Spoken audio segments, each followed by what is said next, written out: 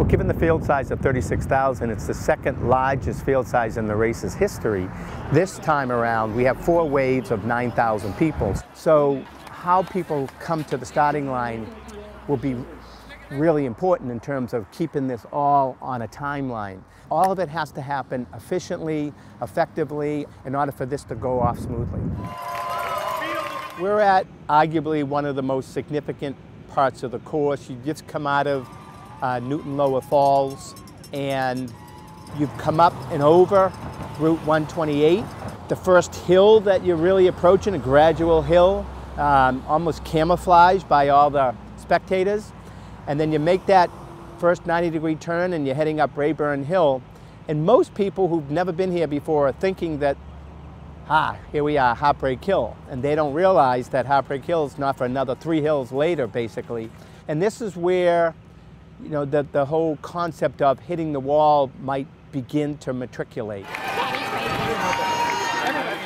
So the runners now have crested the infamous Heartbreak Hill. So they're just about to approach the 21-mile mark and come past Boston College, where obviously there's a lot of enthusiastic students cheering on all the runners. And they're about to actually enter what's been called the Haunted Mile.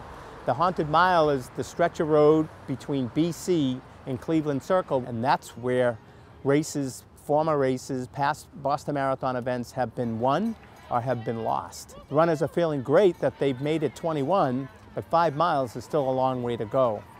The phenomenon that does occur at this point, however, is I do believe that once they crest Heartbreak Hill, they truly believe, one way or another, that they're going to make it.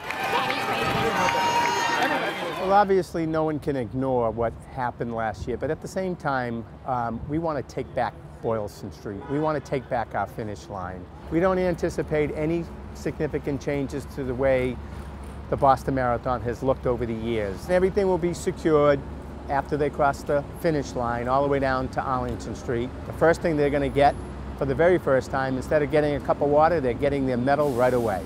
And then they'll continue down the service area and get water and Gatorade and their food and whatnot. Wish and we want everyone to still come back and enjoy what has always been the greatest sporting event in America, if not throughout the world.